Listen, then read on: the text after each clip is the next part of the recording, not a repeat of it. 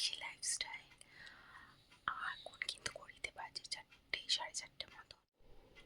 আমি কিন্তু অনেক আগেই উঠেছি আর আমার মেয়েকে ফিট করিয়ে জাস্ট ঘুম পাড়ালাম, তাই কিন্তু একটু আস্তে আস্তে কথা বলছি। আর দেখো, এখন আমি নীল পলিশ পরতে বসেছি, কারণ সারাদিনে টাইমই পাওয়া যায় না মেয়ের জন্য।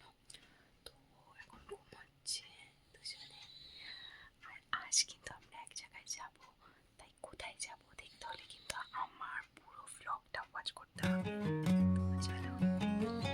এই যে কোনো পাখি, এটা কোনো পাখিটা। দিনটা ছিল কিন্তু 31 ডিসেম্বর, আর আমরা কলকাতায় যাব, মানে আমার বাড়িতে। তাই কিন্তু আমরা অনেক ভোরবেলা উঠেছি আর উঠেই কিন্তু বেরিয়ে পড়েছি বাড়ি যাওয়ার জন্য। আর বাইরে তো তোমরা দেখলে বুঝতেই পারবে ওয়েদার কেমন, পুরো কুয়াশায় ঢাকা ছিল। তাও একটু একটু আলো ফোটাতে রাস্তাটা একটু ক্লিয়ার লাগছিল। আর এটা কিন্তু আমাদের বাড়ির রাস্তা থেকে বেরোতেই, আর এখান থেকে কিন্তু মেন রোডটা শুরু হয়। আমাদের বাড়ি থেকে বাঁকুড়া স্টেশনের ডিস্টেন্সটা কিন্তু এই গাড়িতে মোটামুটি 15-20 মিনিট তো লাগেই। আর তাই আমরা কিন্তু এখন স্টেশনে যাচ্ছি। আর একদম সামনের রাস্তার দিকে দেখো কত কুয়াশা, গাড়ি যত এগোচ্ছে তত কিন্তু বোঝা যাচ্ছে। আমার মেয়ে মিমিমকে যেহেতু অনেক ভোরবেলা উঠিয়ে নিয়ে এসেছি, তাই ও কিন্তু একটু ভিডিও ক্যামেরা দেখে একটু অবাকই হয়ে গিয়েছিল।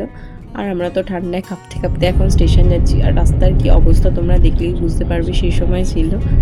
আর এখন কিন্তু আমরা বাঁকুড়া স্টেশন চলে এসেছি, আর এখানে কিন্তু ওয়েটিং রুমে ওয়েট করছিলাম ট্রেনের জন্য। আর আমরা যে ট্রেনটাতে যাব সেটা পুরুলিয়া হাওড়া সুপারফাস্ট এক্সপ্রেস। সেটা নামেই শুধু, প্রতিবারই কিন্তু এই ট্রেনটা 10 মিনিট 15 মিনিট লেটই থাকে, আর লেটেই কিন্তু পৌঁছায়।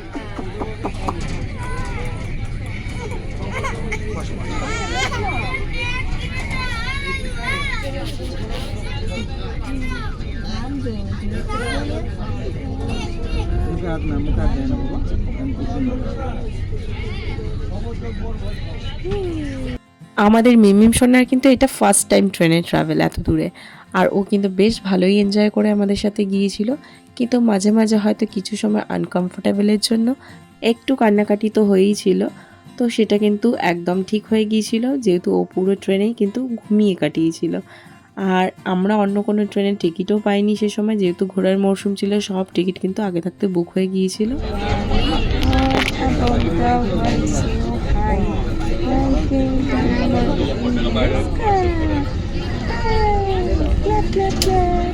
কলকাতা যাওয়ার জন্য যে কবারই আমি ট্রেনে ট্রাভেল করেছি, প্রতিবারই কিন্তু একটা মজার বিষয় ছিল, ট্রেনে খুব সুন্দর সুন্দর খাবার দাবার ওঠে, আর প্রতিটা জিনিস কিন্তু ট্রাই করি। বিশেষ করে ঝালমুড়িটা আমার সবথেকে বেশি ভালো লাগে। আর আমরা কিন্তু এখন আমাদের গন্তব্যে নেমেও গিয়েছি। এরপর কিন্তু গাড়ি করে এখন বাড়ির দিকে যাচ্ছি। আর এই ভিডিওটা জানি অনেক আগের, কিন্তু এডিট করার একদমই সময় পাইনি। যদি তোমাদের এই ভিডিওটা একটু ভালো লাগে তাহলে কিন্তু লাইক করো, আর চ্যানেলটাকে সাবস্ক্রাইব করে পাশে থেকো। দেখা হচ্ছে অন্য কোনো ভিডিওতে। আজকের জন্য টাটা।